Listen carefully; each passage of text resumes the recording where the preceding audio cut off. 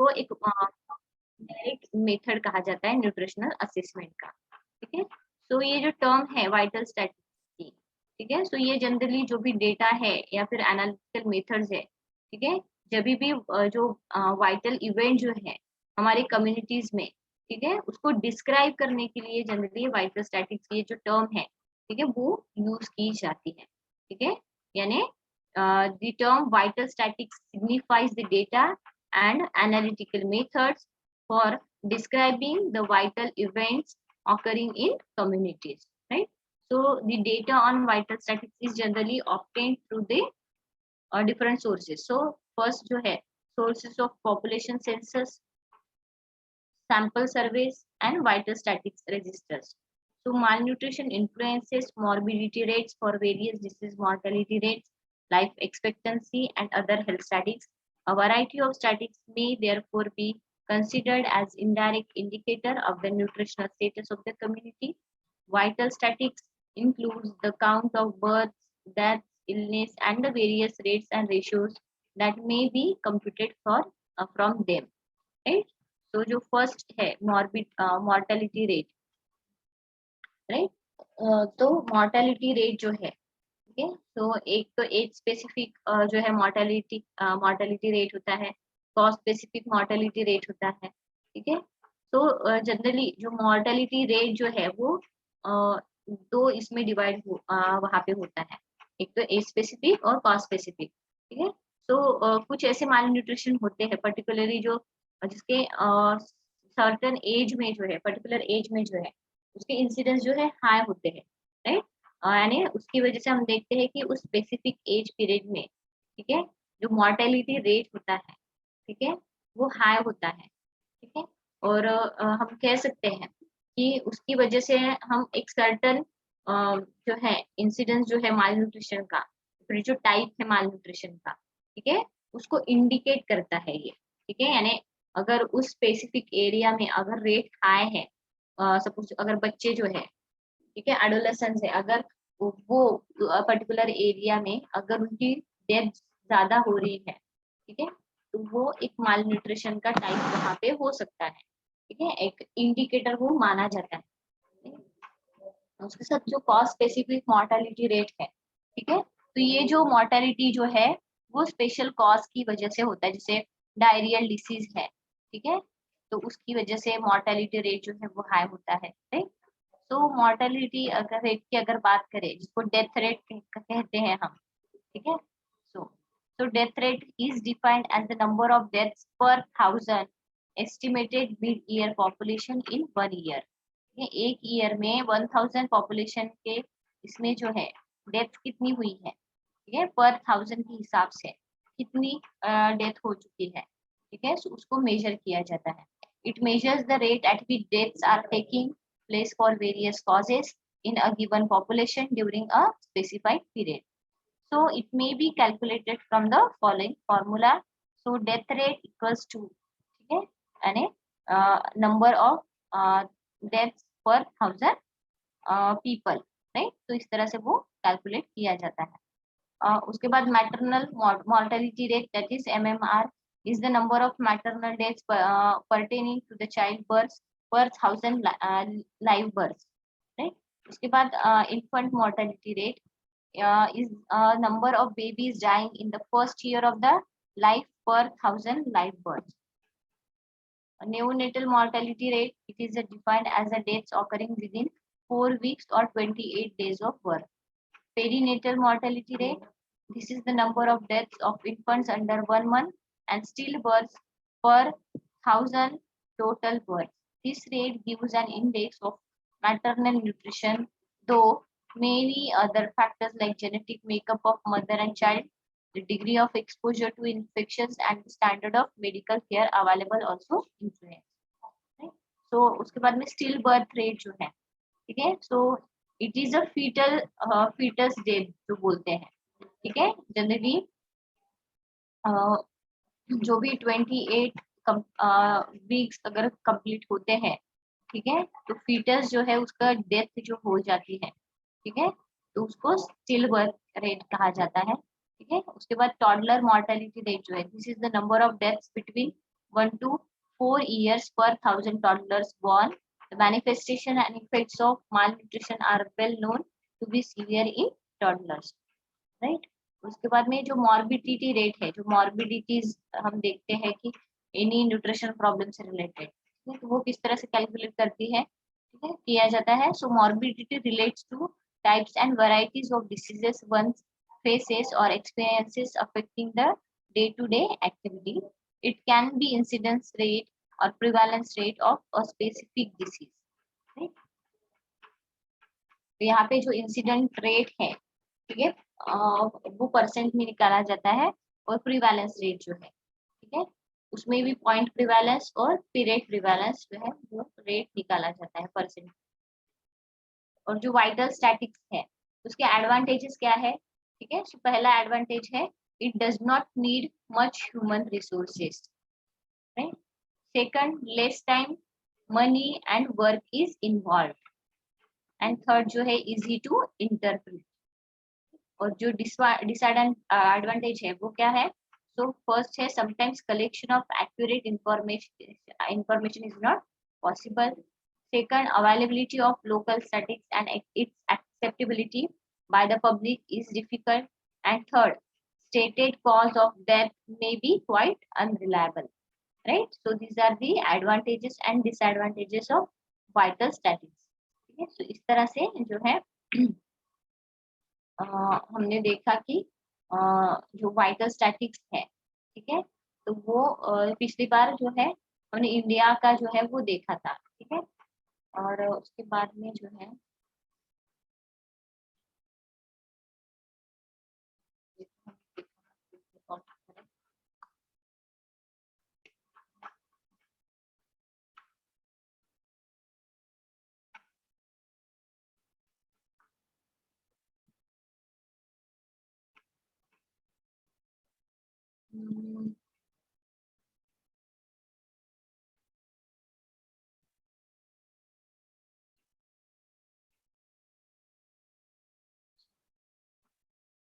ठीक है. सो बाकी का जो है हम कल देखेंगे, ठीक है, क्योंकि मेरे पास अभी इसके नोट्स नहीं है अवेलेबल, ठीक है. जितना था मैंने आपको अभी बता दिया, ठीक है. पर बाकी के जो है इंडिविजुअल स्ट्रेटेजीज जो है, ठीक है, तो वो मेरे पास नहीं है, तो वो मुझे देखना पड़ेगा, ठीक है. ये फिफ्थ जो है principles of nutrition and health education जो है टेक्निक्स, वो है मेरे पास, ठीक है. और जो एग्जीबिशन डेमोन्स्ट्रेशन एंड ड्रामेटाइजेशन ये नहीं है मेरे पास. और जो इंडिविजुअल स्ट्रेटेजीज है women to women, child to child, तो ये भी नहीं है मेरे पास अवेलेबल. तो ये ढूंढना पड़ेगा मुझे, नेट से सर्च करना पड़ेगा, ठीक है. तो इतना था मेरे पास, तो ये मैंने बता दिया आपको.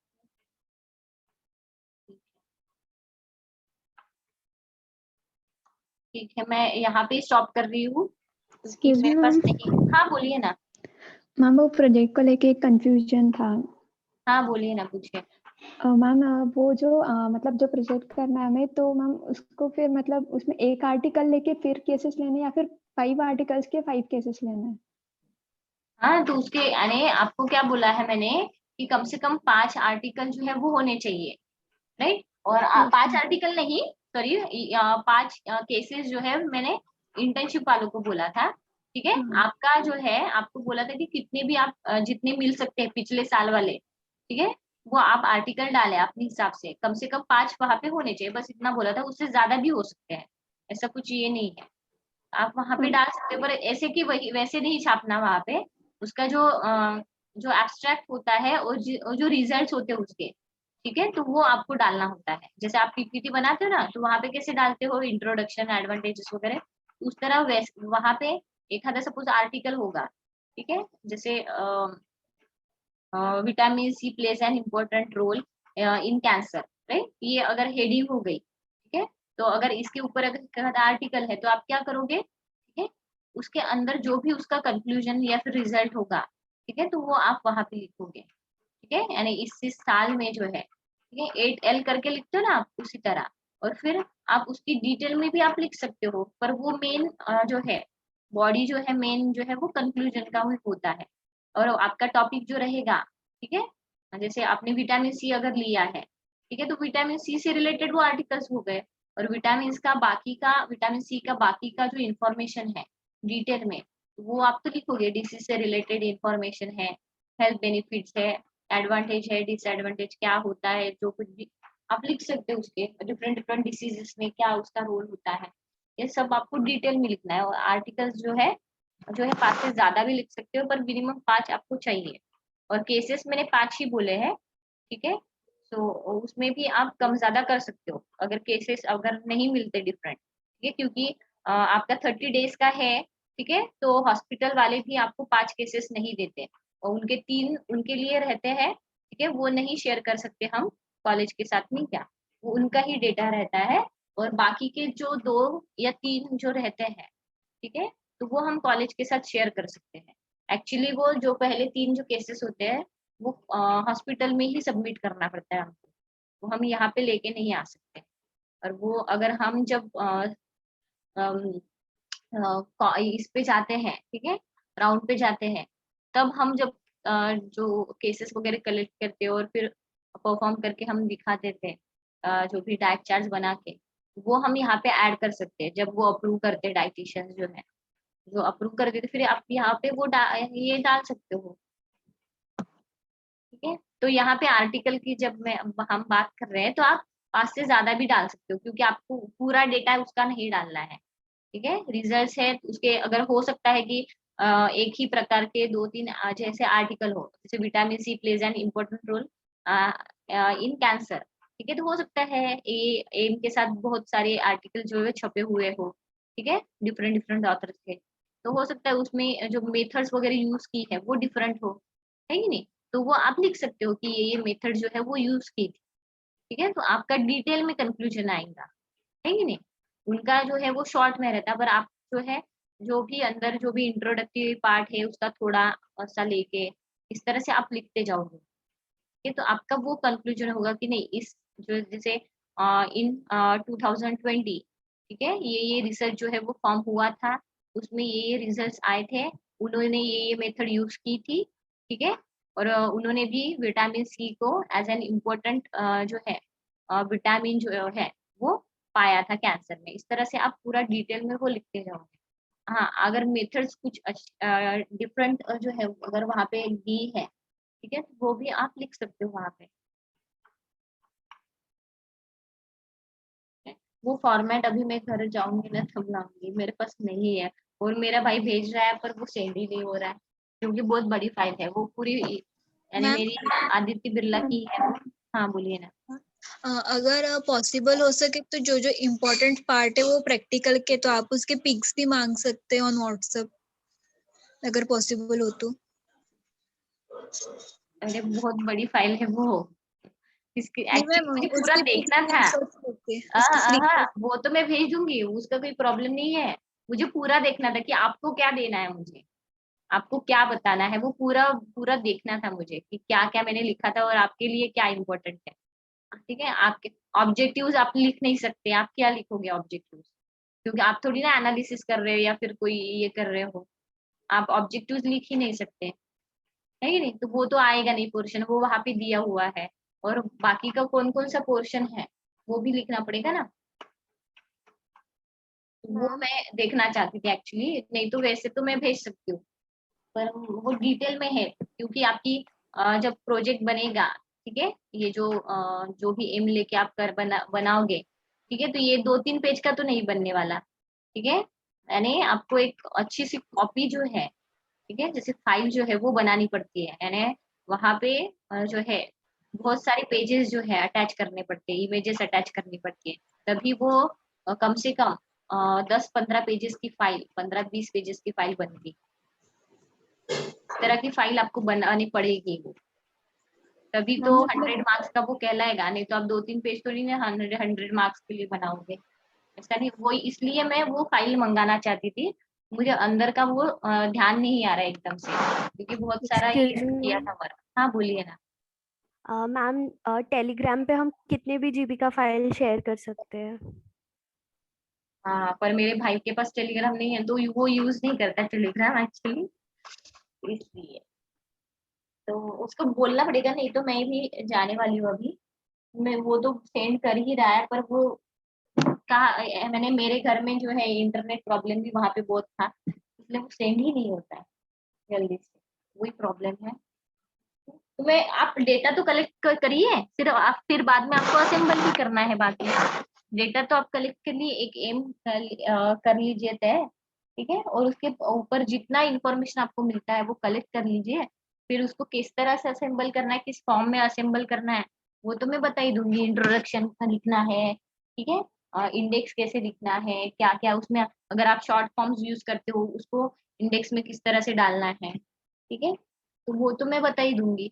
आपने इंफॉर्मेशन पूरी कलेक्ट कर ली क्या? यस आर- आरती आपने कलेक्ट कर ली, आपका क्या ये है, एम क्या है? मैम, एड्स ले रही हूँ। हाँ, एड्स। अच्छा, एट, ओके। मैम इंफॉर्मेशन तो ऑलमोस्ट मतलब कुछ 2-4 आर्टिकल्स वगैरह मिल गए और इंफॉर्मेशन मिल गई है मतलब आर्टिकल्स से रिलेटेड। हम्म।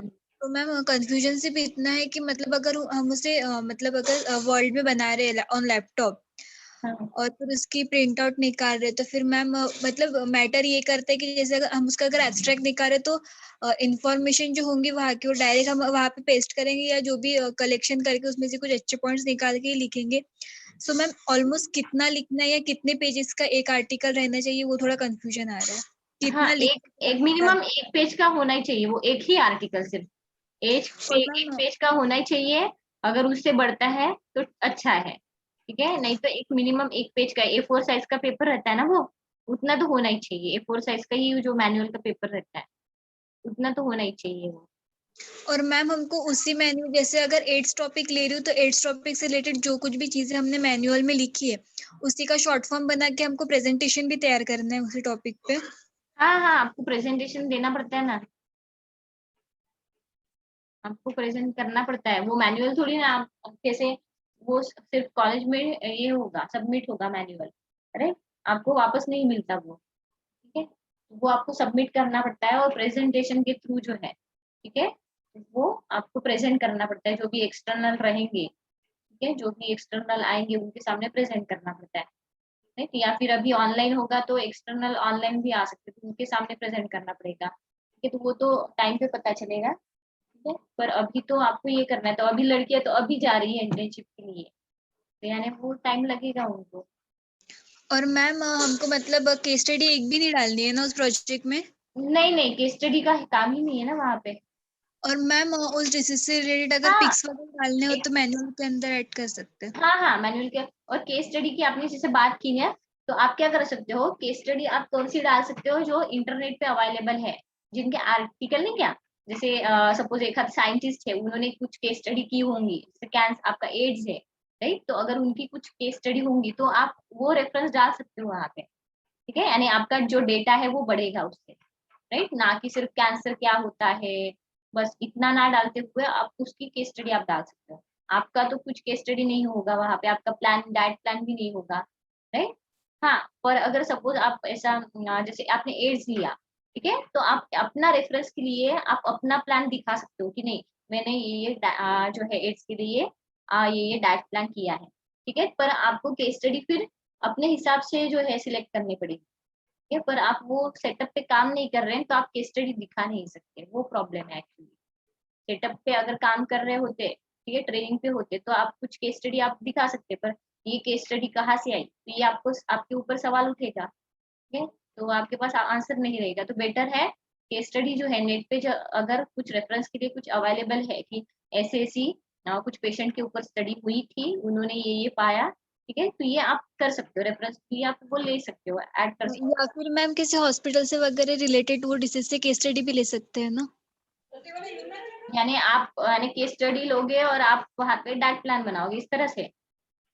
हाँ मैम मतलब नहीं नहीं नहीं, हॉस्पिटल में जाके केस स्टडी ले ली उस डिसीज से रिलेटेड तो। नहीं नहीं नहीं, आप वहां पे काम ही नहीं कर रहे हो तो किस तरह से केस स्टडी, वो फिर बाहर से मंगाना हुआ, नहीं, वो वैसे नहीं चलेगा ना, वैसे नहीं होगा, वो आपके आपके पास प्रूफ क्या है कि आप गए थे और वहां से ही ली थी, ठीक है, ये क्रॉस क्वेश्चनिंग होगी ना, ये नहीं होना चाहिए।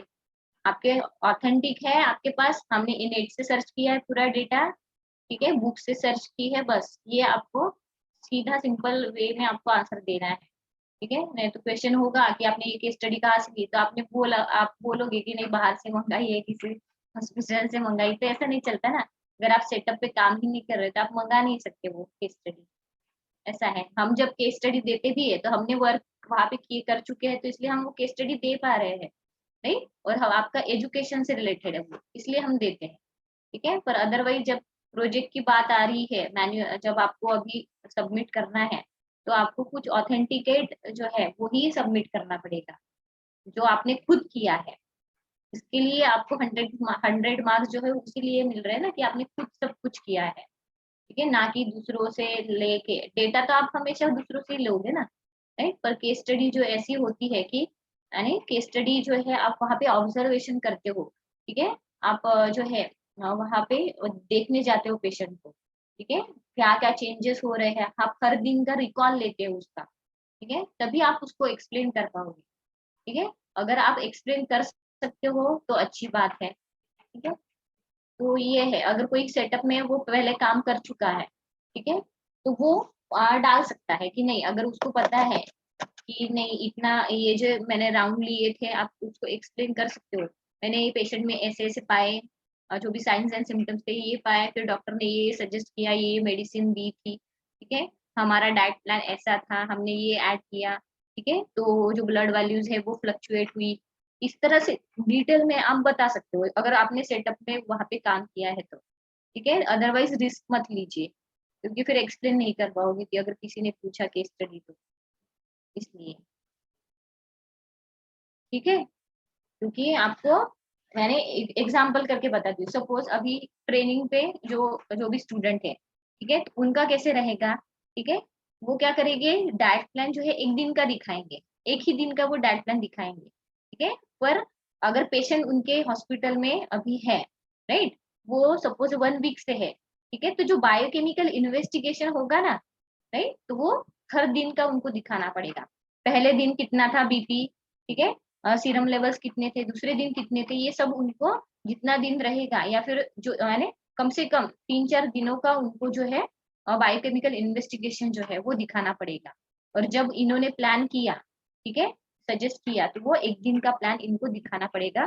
सपोज हार्ट पेशेंट है, एक दिन का प्लान इन्होंने किस तरह से किया, वो वहां पे दिखाना पड़ता है, खुद को लिखना है। कैलकुलेशन करने की कोई जरूरत नहीं, आप सिर्फ कार्बोहाइड्रेट जो है वहां तक भी कैलकुलेशन किए तो भी सफिशिएंट है। आपको पूरा जो माइक्रोन्यूट्रिएंट जो भी है वो निकालने की कोई जरूरत नहीं होती। ठीक है, पर बायोकेमिकल इन्वेस्टिगेशन बहुत मेन है। ठीक है, हमको वहां से ऑब्जर्वेशन हम करते हैं कि नहीं, हाँ बायोकेमिकल इन्वेस्टिगेशन ऐसा ऐसा था, ब्लड प्रेशर इतना था, तो आपका डाइट प्लान हाँ ठीक है, अच्छा है। इस तरह से आप एक दिन का बायोकेमिकल इन्वेस्टिगेशन डालोगे तो वो नहीं चल सकता। आपको कम से कम 2-3 दिन के बायोकेमिकल इन्वेस्टिगेशन वहां पे डालने पड़ती थी। नहीं, पहले दिन इतना था, दूसरे दिन हमने डाइट सजेस्ट किया तो इतना हो गया, इतना हो गया, और फिर ये हमारा फाइनल जो है डाइट प्लान था। ठीक है, इसकी वजह से ही जो ब्लड लेवल जो है वो कम कम आए, इस तरह से वो आपको देना पड़ता है। तो वो आप कैसे पता लगाओगे, दूसरे से अगर लोगे केस स्टडी तो आप नहीं बता पाओगे वहां पे। वो प्रॉब्लम है एक्चुअली, बाकी कोई नहीं। कि अगर आप जैसे आप कर रहे थे आरती रही वहां पे, तो आपके अंडर केसेस होंगे बहुत सारे। ठीक है, तो वो आप अगर एक्सप्लेन कर सकते हो उसको, ठीक है, और आपके पास पूरा डेटा अवेलेबल है, तो ही आप उस पे जो है वो लो। ठीक है, अदरवाइज अगर सेटअप उस पे काम नहीं किया है आपने, ठीक है, तो अगर एड्स के पेशेंट के साथ आपने काम किया है क्या वहां पे, नहीं किया है, अगर करते तो वो अच्छा होता, राइट। तो आप वहाँ पे केस स्टडी वो ले सकते थे कि आपने डाइट वहाँ पे सजेस्ट किया है, पर आपके अंडर पेशेंट ही नहीं आया है एड्स का, और आप वहाँ से केस स्टडी ले रहे हो और दूसरे से ले रहे हो, एक्चुअली आपने पर्सनली वहाँ पे काम भी नहीं किया, तो आप नहीं लिख सकते वहाँ। इसलिए तो मैंने प्रोजेक्ट का नाम बताया, नहीं तो मैं तो बोल रही थी कि हाँ जहाँ से हॉस्पिटल से अगर केसेस मिलते हैं वो ले आओ और अपने सॉल्व करो, डाइट प्लान बनाओ और छापो यहाँ पे। ऐसा नहीं होता, अगर कोई पूछेगा तो जवाब मुझे ही देना पड़ेगा ना, तो नहीं ऐसा नहीं होगा। जो कर रहे हैं ट्रेनिंग ठीक है, वो अपने वो केस स्टडीज डाल सकते हैं, उनका कुछ प्रॉब्लम नहीं है। मैम हाँ हाँ बोलिए। मैम तो हमें प्रेजेंटेशन और वो भी बनाना पड़ेगा, लाइक हमने ट्रेनिंग किया है तो मतलब प्रेजेंटेशन ही बनाना पड़ेगा और लिखना भी पड़ेगा। हाँ हाँ, आपने ट्रेनिंग की है। Yes ma'am. हाँ, तो आपको नहीं क्या पूरा जो मैनुअल की तरह नहीं क्या पूरा डेटा, जैसे हॉस्पिटल का वगैरह डेटा, जिस हॉस्पिटल में आपने काम किया ना, उस पूरा हॉस्पिटल का डेटा आपको वहां पे लिखना पड़ेगा, कौन कौन से वार्ड्स थे, ठीक है, जैसे किचन एरिया वगैरह है वो किस तरह का था, सेंट्रलाइज यस मैम। था। हाँ, वो पूरा, जैसे अगर वहां पे ट्रे सिस्टम भी होगी ना, तो वो भी आपको लिखना पड़ेगा कि रीनल पेशेंट को इस तरह का ट्रे जो है वो जाता था, वो पूरा डिटेल में आएगा। और ये एक्चुअली इंफॉर्मेशन आपको हॉस्पिटल ही प्रोवाइड करता है, आप उनको बोलोगे ना तो वो यस मैम। पूरा हाँ detail, हाँ, वो देते हैं पूरा। तो आपका वैसे भी मैनुअल जो है आधा से ज्यादा भर जाता है, बहुत यानी बहुत जो है ऐसे आपका मैनुअल जैसे रहता है ना, उससे आधी साइज का तो मैनुअल आपका ये हो ही जाता है प्रोजेक्ट, उसी इंफॉर्मेशन से। तो बाकी फिर आपका जो है डाइट प्लान रहा, आपके जो कार्बोहाइड्रेट तक ही कैलकुलेशन रहे उतना ही होता है फिर। और वहां पे फिर सिर्फ आप एक दो केस स्टडी भी लिखो तो भी चलेगा, वहां पे कोई प्रॉब्लम नहीं है। हाँ, जिनको लग रहा है कि नहीं मुझे अच्छी अच्छी केस स्टडी मिली है, ठीक है, तो मैं 4-5 डाल सकती हूँ, तो वो जो है वो हम ले सकते हैं। वो उनके ऊपर डिपेंड है कितने केस स्टडी डालनी है वो। ये कि कभी कभी हम जाते हैं हॉस्पिटल में, हमको डायबिटिक की केसेस मिलती है, कि उतना स्कोप नहीं होता वहां पे कि नहीं सिर्फ डायबिटिक की केस लेते रहे, ठीक है। हाँ हाँ, जो अगर सपोज है यूरोलिथाइसिस है, राइट, या फिर डाइवर्टिकुलाइटिस है, तो ऐसे कुछ नए जो डिसीज है, अगर वो मिलते हैं, पेप्टिक अल्सर है, राइट, डायलिसिस के ऊपर पेशेंट है, तो ऐसे डिफरेंट डिफरेंट अगर मिल सकते हैं तो कैसे वैरायटी आ जाती है, और आप वहाँ पे अपना जो है दिखा सकते हो टैलेंट, ठीक है नहीं, डाइट प्लान में। तो वो एक अच्छा रहता है, नहीं तो आप एक या फिर दो प्लान भी डालो तो भी सफिशिएंट है, कोई प्रॉब्लम नहीं, क्योंकि आपको वो ही एक्सप्लेन करना है एक्चुअली, ठीक है। यानी हार्डली आपके पास जो है प्रेजेंटेशन के लिए 10 मिनट का टाइम रहता है, 10 मिनट से भी कम टाइम रहता है, उसमें आपको प्रेजेंट करना होता है। तो इस तरह से ये प्रोजेक्ट रहता है, बस इसलिए मैंने बोला कि जो है जो कर सकते हैं हॉस्पिटल में वो करिए।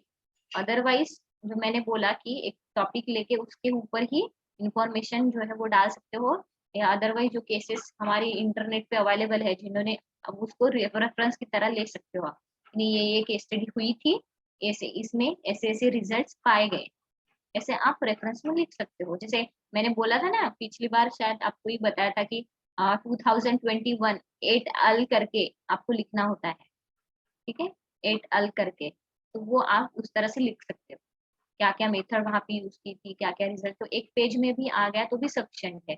हाँ, पर आप कैसे लिखते समय नहीं क्या एक ही पेज पे कंटिन्यू मत कीजिए, अगर एक पेज पे एक आर्टिकल का पूरा डिटेल आया तो दूसरे पेज पे दूसरा आर्टिकल आना चाहिए, एक पेज पे दो दो आर्टिकल नहीं होने चाहिए, ठीक है।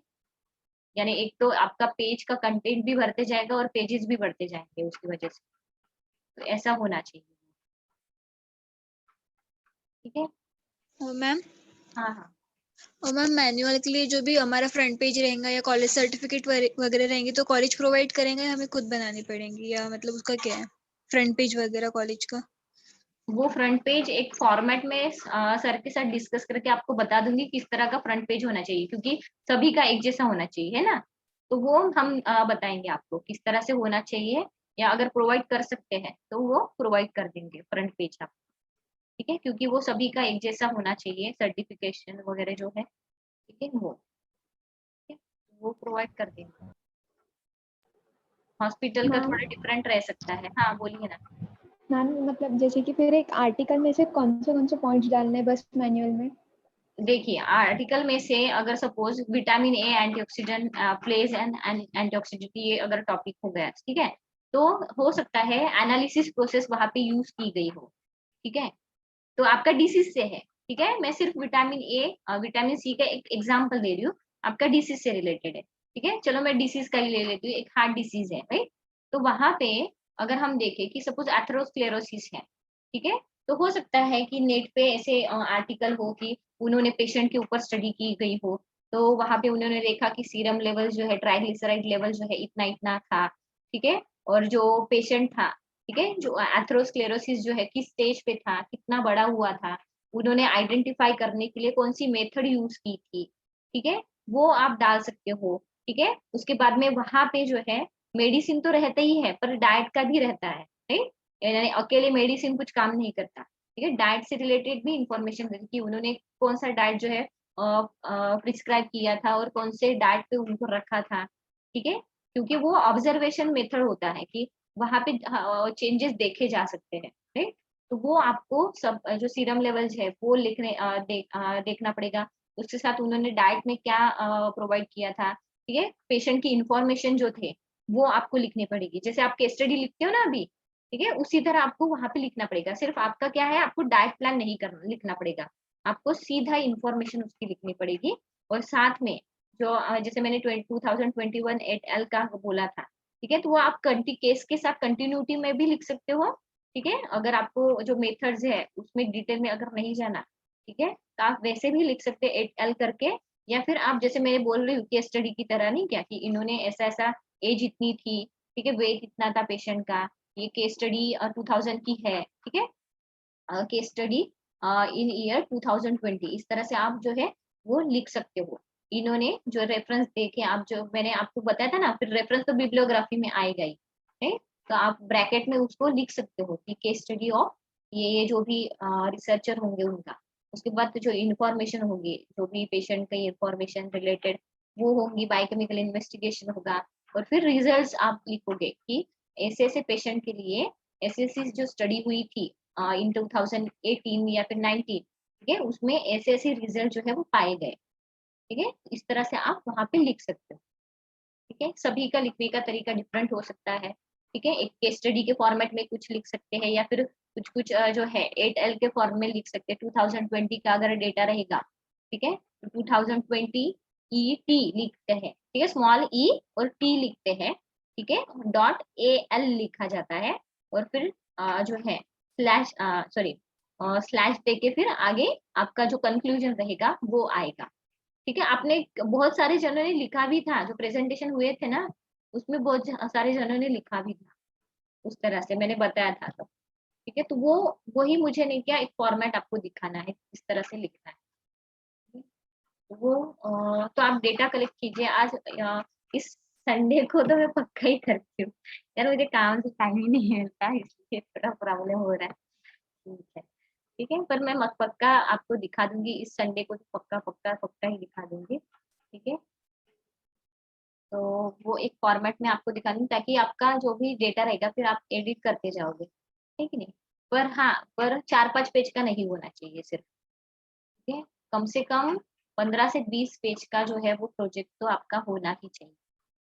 ठीक है, पिक्चर्स डालिए, एक्स्ट्रा इंफॉर्मेशन डालिए, इंफॉर्मेशन है वो डिटेल में डालिए, और उसके साथ वो इंफॉर्मेशन के साथ फिर आपका इंडेक्स आता है, बिब्लियोग्राफी आती है, ठीक है, सिटेशंस जो है वो आते हैं, ठीक है, सब कुछ आता है फिर। ठीक है, तो जो जो फ्रंट पेज है, उसके साथ में जो आप शॉर्ट फॉर्म्स वगैरह यूज करते होंगे, ठीक है, उसका भी फुल फॉर्म आपको लिखना पड़ता है वहाँ पे, मतलब यानी टेबल फॉर्म करने पड़ते हैं। ठीक है, उसके साथ कुछ ऐसी डिफिकल्ट डिफिकल्ट अगर वर्ड्स रहे आपके जो पूरे प्रोजेक्ट में, ठीक है, उसका भी एक टेबल आपको बनाना पड़ता है। लास्ट में आपने देखा होगा बुक्स में लास्ट में रहता है, राइट, टेबल, उस तरह से टेबल आपको वो इंडेक्स जो है वो बनाना पड़ता है। इंडेक्स स्टार्टिंग में रहता है, और जो रेफरेंसेस या एब्रिविएशंस जिसको बोलते हो, राइट, वो एब्रिविएशंस जो है वो लिखने पड़ते हैं वहां पे। एक तो फ्रंट में भी लिखा जाता है, कभी कभी लास्ट में, बुक्स में लास्ट में लिखते हैं, पर जब आप प्रोजेक्ट में बनाते हो तो वो फ्रंट में लिखा जाता है, एब्रिविएशन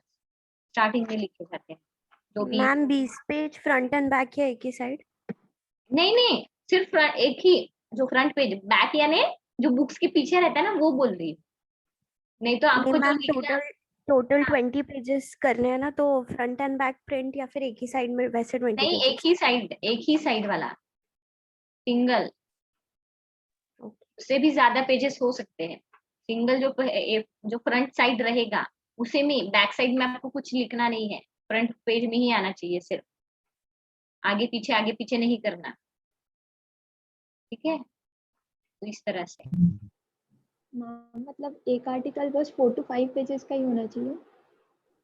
एक आर्टिकल क्या 45 पेजेस के ऊपर, ऐसा? 4 to 5 पेजेस का। अगर उतना नहीं, एक पेज में भी अगर आ सकता है एक आर्टिकल तो भी कोई ये नहीं है, बड़ी बात नहीं है, चल जाएगा। एक आर्टिकल अगर एक पेज पे भी आता है तो भी सफिशिएंट।